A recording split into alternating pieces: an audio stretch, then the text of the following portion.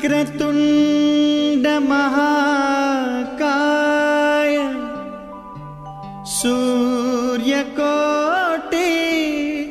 समप्रभ निर्विघ्नं कुरु मे देव शुभकार्येषु सर्वदा।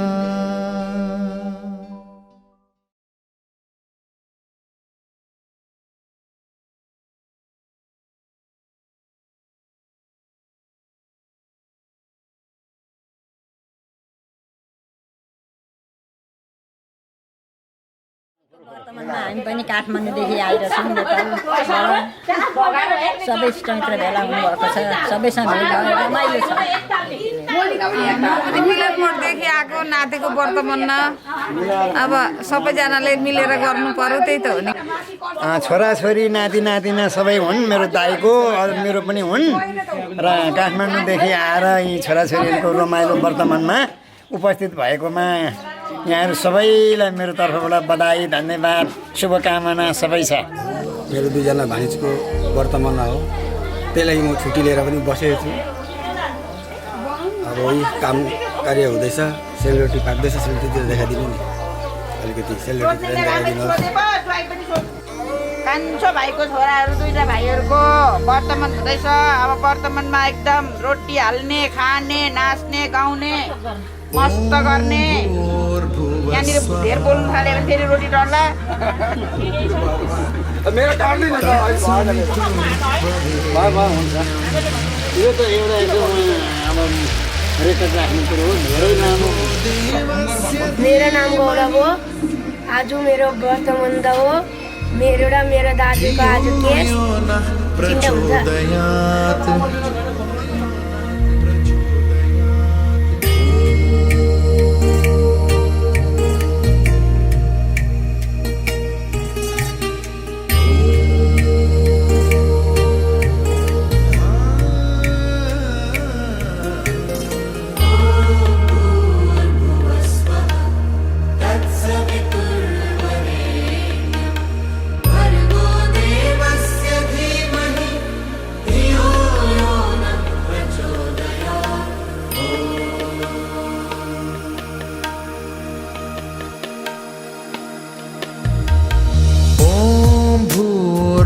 स्वः तत्सवितुर्वरेण्यं भर्गो देवस्य धीमहि धियो यो नः प्रचोदयात्।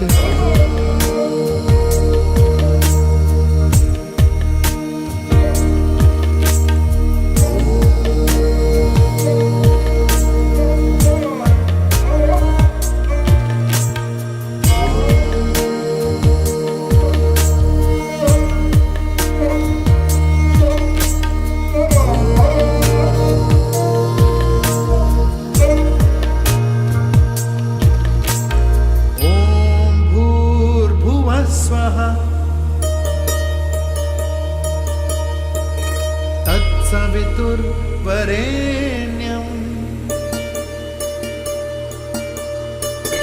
भर्गो देवस्य धीमहि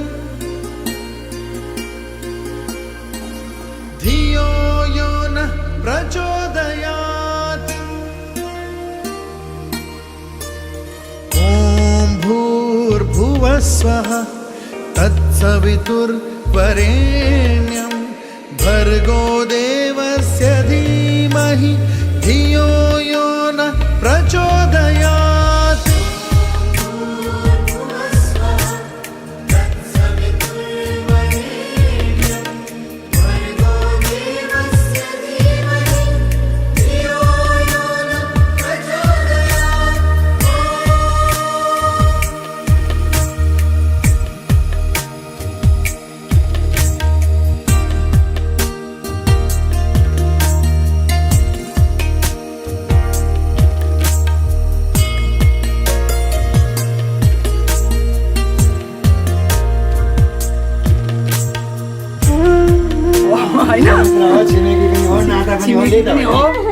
मेरो जेठानी दिदी हामी जेठानी देउरानी हो यो मेरो सबै मेरो बहिनीहरू हो उहाँ मेरो सानीमा हुन्न एकजना नेपालको सानीमा साना बुवा हाम्रो सानीमा मिलन उहाँ नन्दहरू छन् होइन तत्सवितुर्वरेण्यं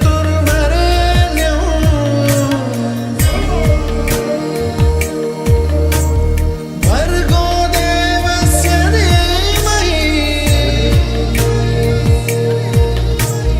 धियो यो न प्रचोदयात्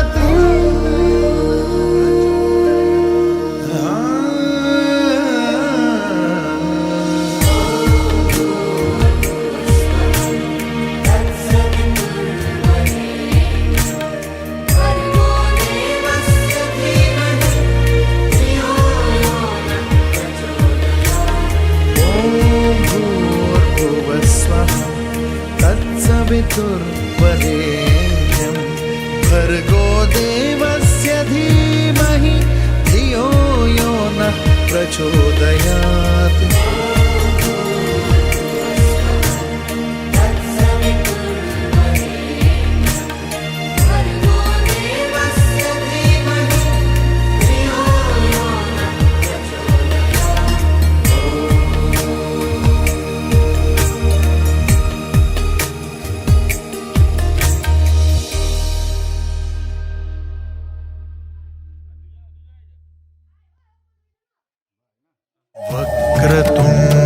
वक्रतुण्डमहाकाय सूर्यकोटिसमप्रभा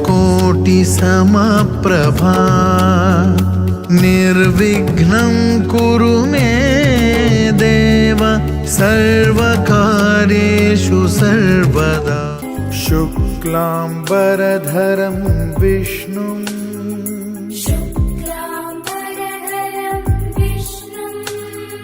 शशिवर्णं चतुर्भुजं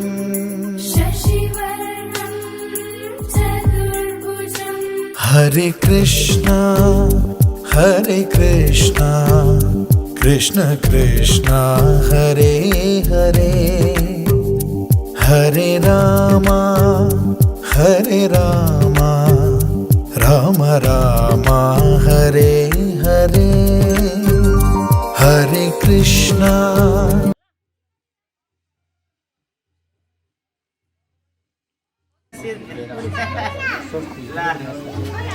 तीनपल्ट हाँडेर फकाउनु पर्यो नि त आहा हुँदैन है ल फोटो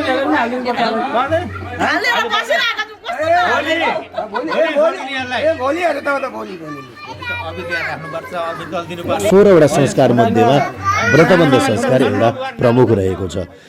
आज तपाईहरू समक्ष अत्यन्त उपयोगी र यहाँहरू हामीहरूले बुझ्नै पर्ने जनैको महत्त्वको बारेमा र यो जनै लगाउँदा ध्यान दिनुपर्ने कुराहरू, कति वर्षको उमेरमा लगाउने, कहिले लगाउने, मातापिताले के कुरामा ध्यान दिने, अनि जो व्रतबन्ध हुने बटुक छन् उनीहरूले के कुरामा ध्यान दिने, यसको बारेमा थोरै यसका मुख्य विधि म यहाँहरूलाई चाहिँ गर्न गइरहेको छु। व्रतबन्ध गर्दासम्म के चाहिने, गुरुपुरोहितहरूको जिम्मा के हो, यसको बारेमा म यहाँहरू समक्ष वर्णन गर्न गइरहेको छु। सर्वप्रथम भने संस्कारको स्वरूप भनेको व्रतबन्धबाट एउटा संस्कार पुरा हुन्छ हाम्रो, र यो व्रतबन्धलाई उपनयन पनि भनिन्छ, व्रतबन्ध पनि भनियो, यज्ञोपवीत पनि भनिन्छ, अनि मौजी बन्धन पनि भनिन्छ। यो संस्कारका कर्महरूका कारण नै यसको ती नामहरू रहेका छन्।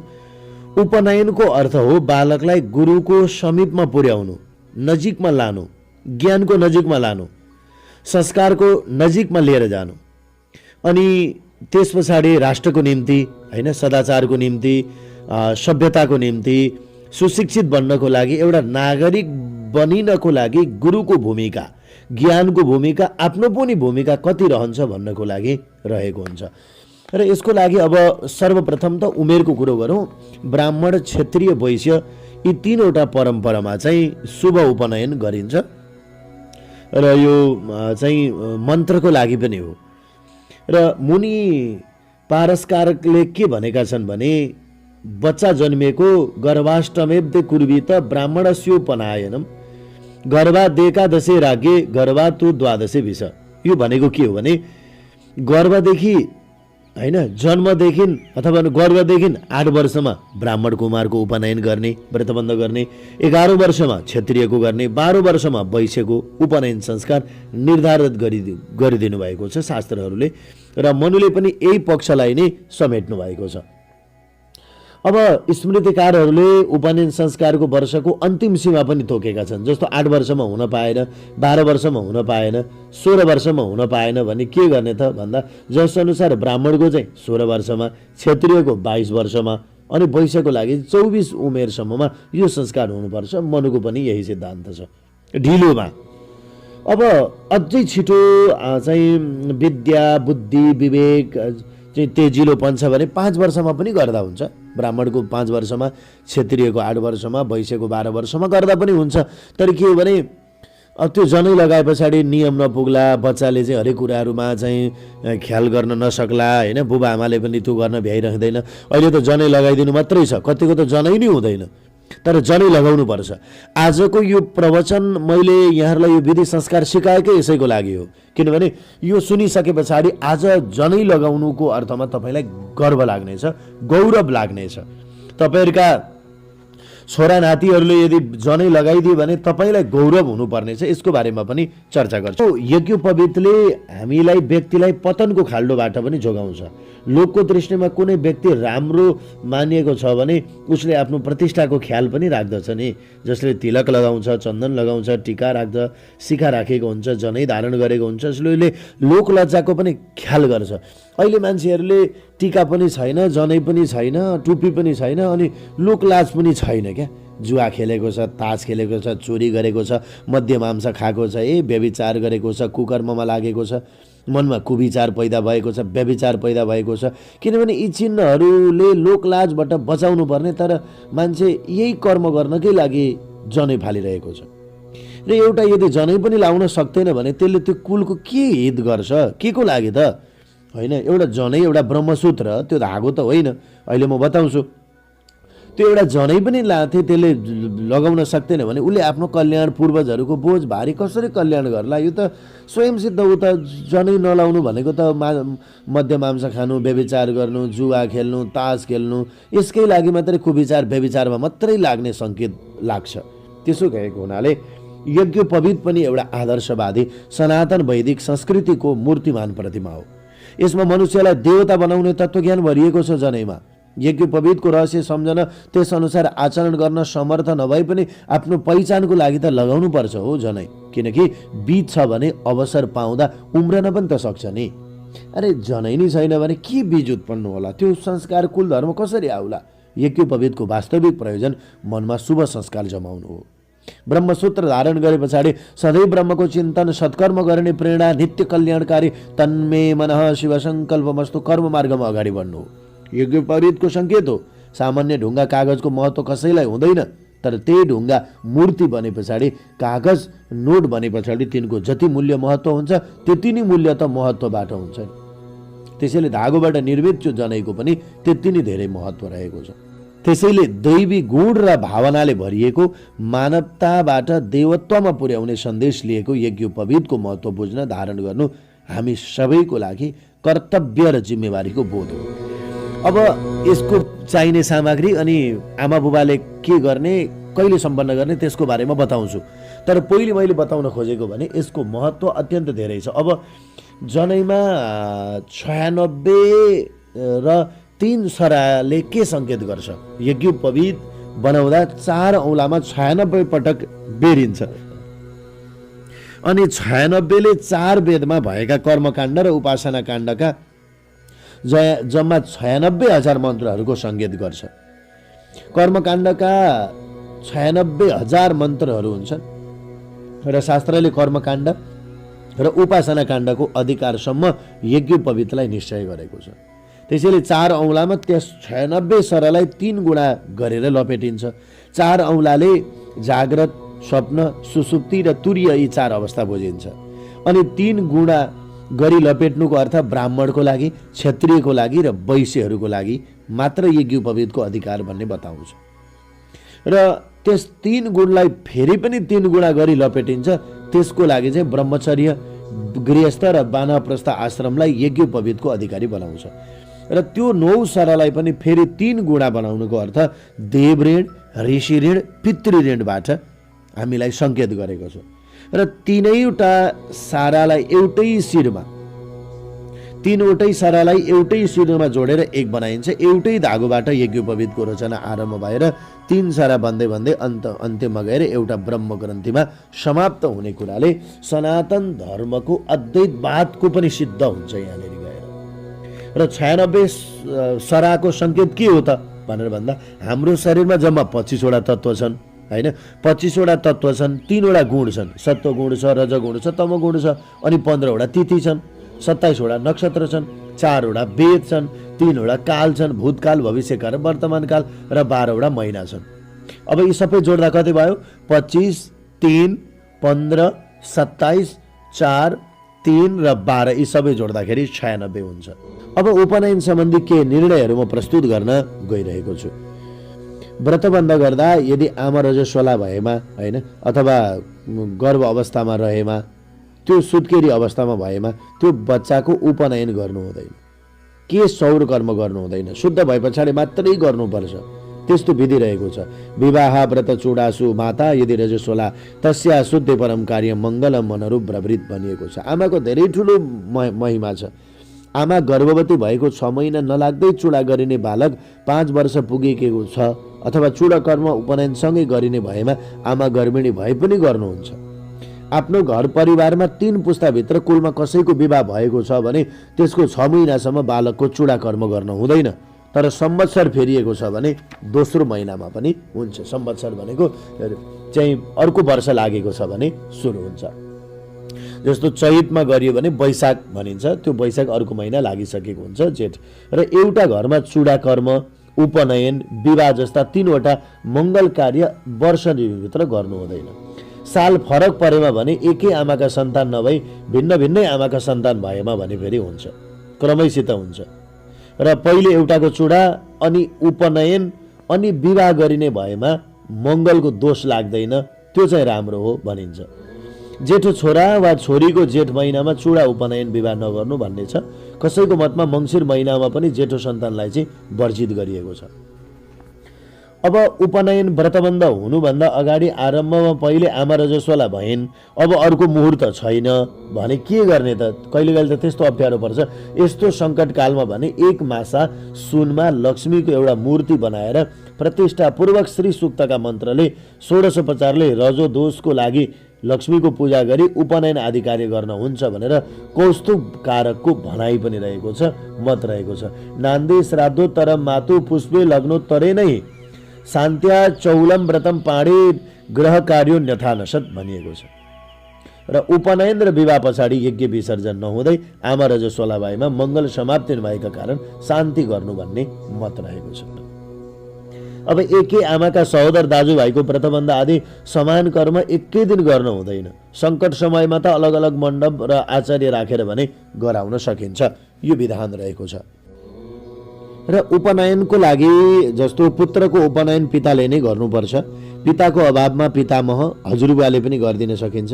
पितामहको अभावमा बुबा पनि हुनुहुन्न, हजुरबा पनि हुनुहुन्न, काकाले गर्ने। काकाको अभावमा सहोदर दाजुभाइले गर्ने, नभए सगोत्री, सगोत्रीको अभावमा मामा आदि हैन, मामा आदिको अभावमा अशपिण्ड सगोत्रीले उपनयन गरिदिनुपर्छ। र कोही पनि नभए आचार्यले गरिदिनुपर्छ। उपनयन गरिदिने मानिस कुमारभन्दा जेठो हुनुपर्छ। कान्छोले गर्न भने निषेध गरिएको छ। र यदि कुनै जुठो सुतकहरू त्यस्तो आइपर्नेवाला छ भने अगाडि नै नान्दी श्राद्ध आदि कर्महरू पनि गरिदिनुपर्छ। अब चूडा कर्म यानि कि जुटीका बन्धनमा जाउँ। पहिलो दिन के गरिन्छ त भनेर भन्दा बालकको टाउको बेर्न पुग्ने गरी एउटा पहेँलो कपडा बिछ्याएर त्यसमाथि 3 वटा पहेँला कपडाका साना साना टुक्रा अलग अलग राखेर तिनमा फुल, अक्षता, दुबो, पञ्चपल्लव समेत राखेर एक एक कुरेत लामा एकै नाचका 9 वटा टुक्रा कुश पनि मिलाएर राखी 3 ठाउँमा सेतो काँडा भएको दुम्सी को काँडा पनि राख्नुपर्छ। र चूडा कर्मको अघिल्लो दिन स्नान गर्ने, नभए चूडा कर्मको अघिल्लो दिन यानि कि व्रतबन्धको अघिल्लो दिन नभए त्यही दिन बिहान स्नान गरेर नित्य कर्म सकेर नयाँ शुद्ध वस्त्र लगाएर बालकसहित पिता आदि पूर्वमुख गरेर आसनमा बसेर आफ्नो दाहिनेतर्फ चूडा गरिने बालकलाई बसालेर आचमन प्राणायाम धूप दीप गरी स्वस्ति वाचन गरेर गणेश स्मरण गर्दै पुष्पाञ्जली गरी जुटीका बन्धनको सङ्कल्प गरी आरम्भ गरिदिनुपर्छ गुरु पुरोहितहरूद्वारा। पूर्वाङ्ग पछाडि कुमारका हातबाट पूर्वाङ्ग पूजा गरेको ठाउँमा गणेश मातृका आदिलाई पुष्पाञ्जली अर्पण गर्ने, नमस्कार गर्न लगाएर आफ्नी आमाको काखमा लिन लगाउनुपर्छ।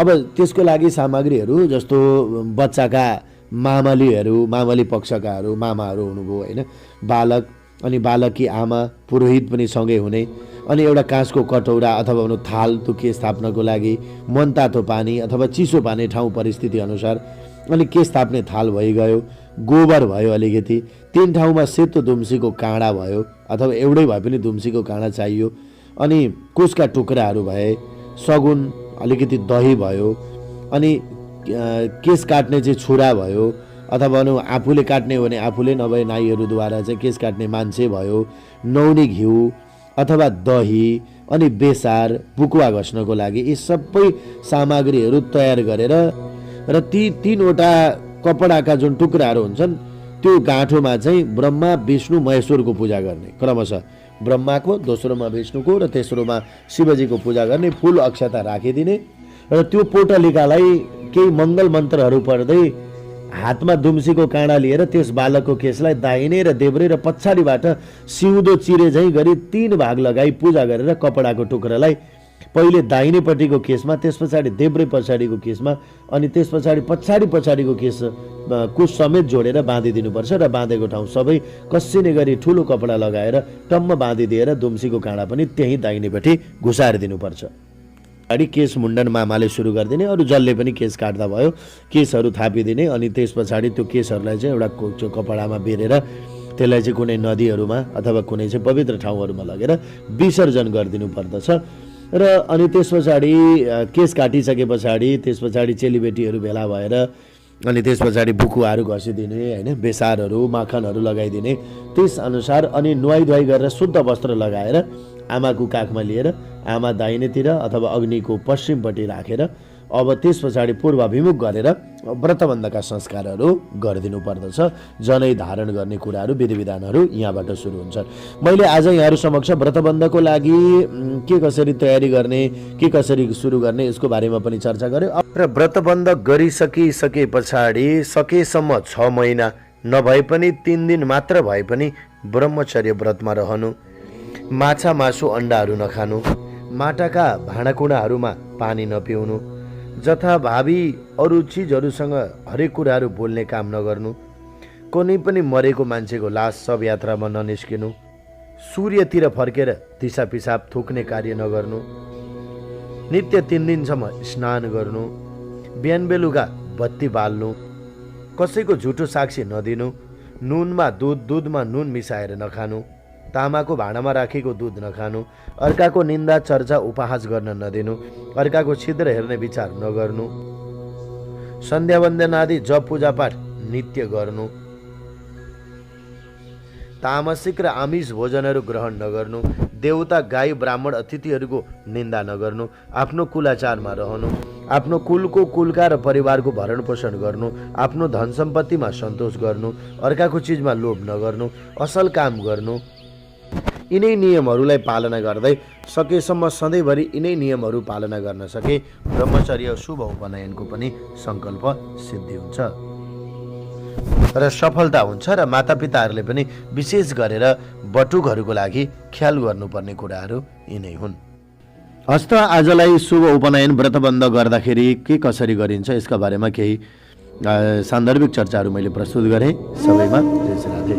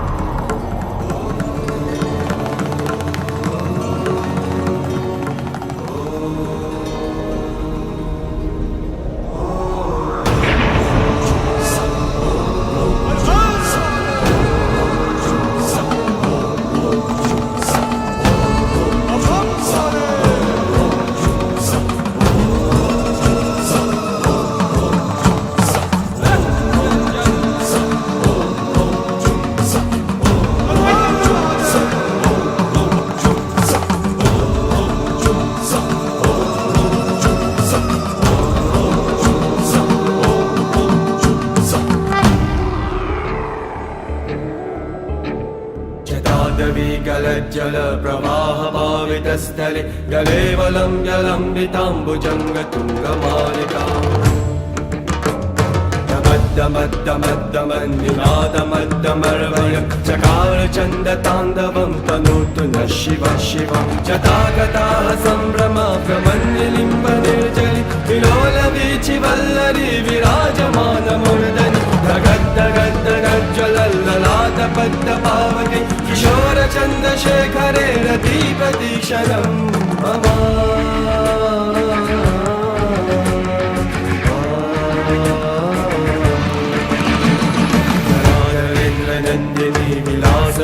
बन्धुरस्फुरन्ति गन्धसन्दति प्रमोदमानमानसे कृपाकटाक्षधोरणी निरुद्ध दुर्धरापरि प्रचिद्दिगम्बरे मनो विनोदमेतु वस्तुनि जटाभुजङ्गपिङ्गलस्फुरत्फनामनि प्रभ कदम्ब कुङ्कुमद्रव प्रलिप्तजिह्वधूमुखे पदान्तसिन्धुरस्फुरत्वदुत्तरीयमेनुरे मनो विनोदमद्भुतं विभर्गभूतभर्धरे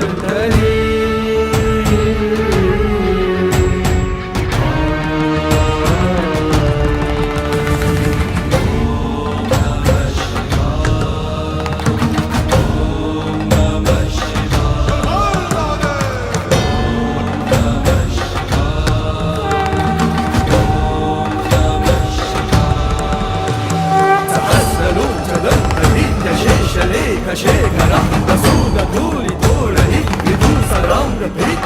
भुजङ्गराजमालया विबद्ध जात जूतका शिरै चिराय जायतं चकोर बन्धुशेखर ललाट चत्वरज्जय धनञ्जय स्फुलिङ्गव निपीत पञ्चसायकं नमन्निलिम्बनायकं सुधामयूखलेखया विराजमान शेखरं महाकपालि सम्बदे शिरोजतालमस्तु करालबालपट्टिका गज्ज्वल धनञ्जयाहुति कृता प्रचण्ड पञ्चसायके धराधरेन्द्रनन्दिनी कुचारचित्रपत्रका प्रकल्पनेकशिल्पिनी त्रिलोचनीवती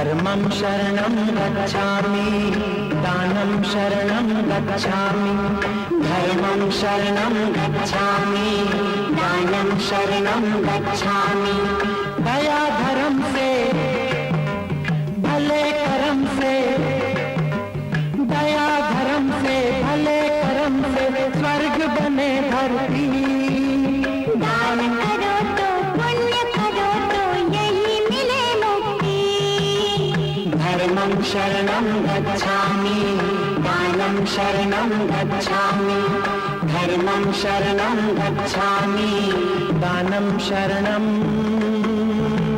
गच्छामि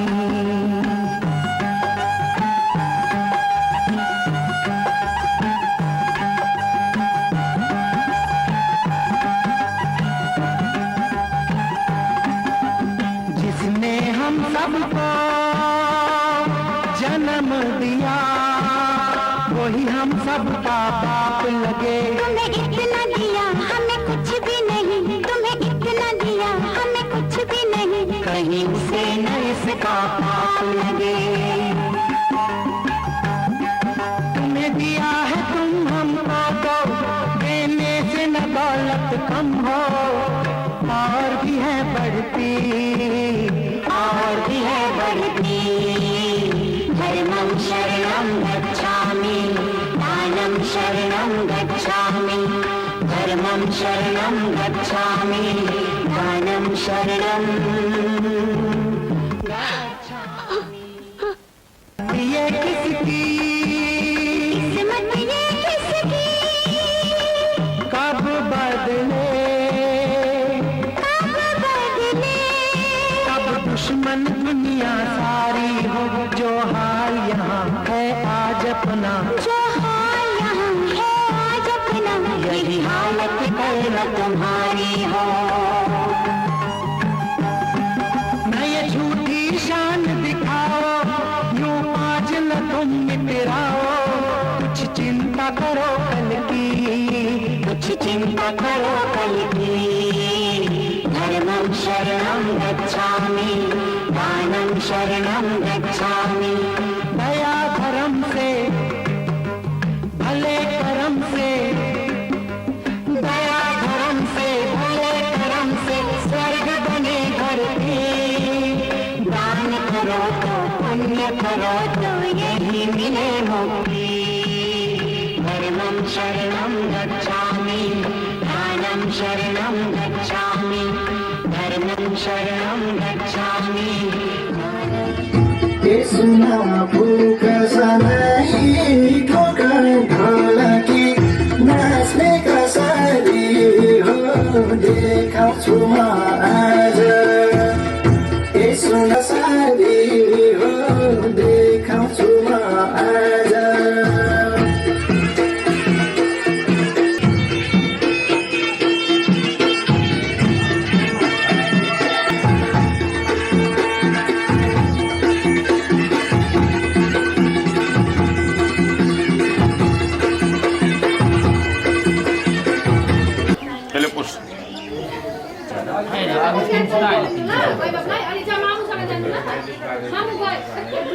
यसलाई चाहिँ सिका भन्छ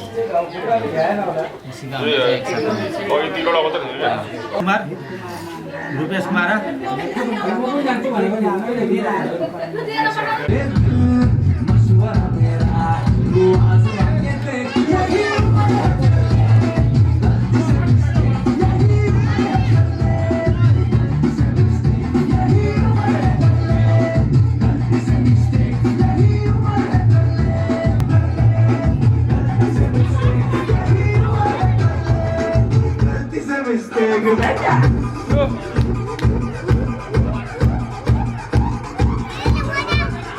खोइ नाचेको खोइ